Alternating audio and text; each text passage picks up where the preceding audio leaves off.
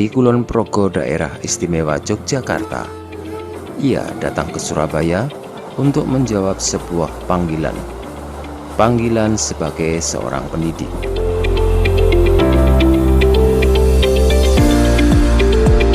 Surabaya memang sebuah kota yang lain dari kota asalnya.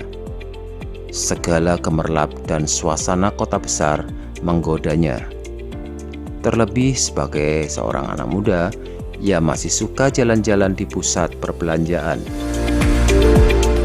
Namun, betapa gemerlapnya kota besar, ia tetap ingat akan tujuan semula, yakni menjawab panggilan nuraninya, berkarya sebagai seorang pendidik. Maka, ia pun sampai di tempat ini, sebuah sekolah ternama di kota pahlawan yang dikelola oleh para suster. Dilahirkan di Sleman 23 tahun yang lalu, pemilik nama Nimas Larasati Francisca adalah seorang pendidik muda. Ia dilahirkan dalam keluarga seorang pendidik. Lulusan sebuah universitas swasta di Yogyakarta dengan jurusan PGSD ini memiliki visi dan misi tertentu di bidang pendidikan. Kalau bayangan saya menjadi pendidik itu tentunya mungkin seorang guru hanya mengajar gampang menurut saya. Bayangan saya itu menjadi pendidik itu mudah, hanya mengajar di depan kelas, lalu ngoprak-oprak siswa dan sebagainya. Tetapi ternyata tidak semudah yang saya bayangkan, karena juga administrasinya banyak, lalu harus ekstra, benar-benar ekstra ke peserta didik dan sebagainya. Terlebih online ini, siswa juga guru tidak bisa mengajar lebih ekstra lagi dan tidak mengetahui siswa lebih dalam karena terbatas hanya mereka mengumpulkan tugas dan sebagainya gitu.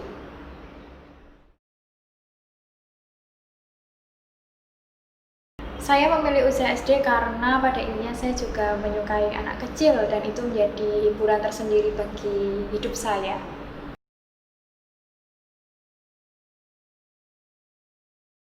Ya, kalau dari keluarga mereka sangat antusias untuk mensupport saya karena keluar dari zona nyaman tentunya membuat saya dan mendidik saya untuk lebih mandiri dan juga memaknai hidup.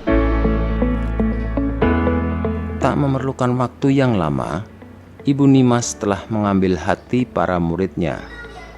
Walaupun ia tidak bertemu langsung dengan anak-anak yang menjadi tanggung jawabnya mengajar, ia pun juga diterima dengan tangan terbuka oleh kolega guru di sekolah tempat ia mengajar. Dan ia juga mendapat bimbingan dari seniornya.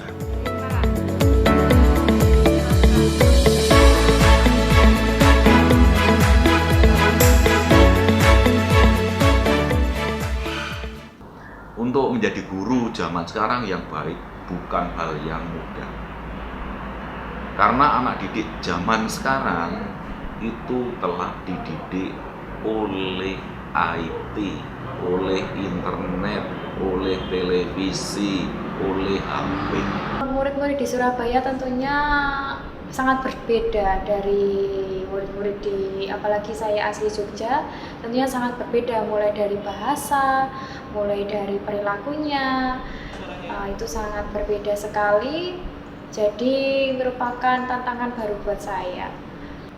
Hal tersulit itu mungkin melatih kedisiplinan, terutama dalam misalnya anak-anak juga dalam pengumpulan tugas itu masih nanti-nanti gitu, tidak langsung mengumpulkan, jadi menghambat koreksian juga, jadi masih kesulitan dalam, apalagi terlebih daring seperti ini kondisinya juga, jadi itu salah satunya.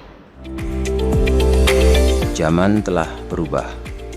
Perlu ketegaran dan ketetapan hati untuk menjawab panggilan sebagai seorang pendidik.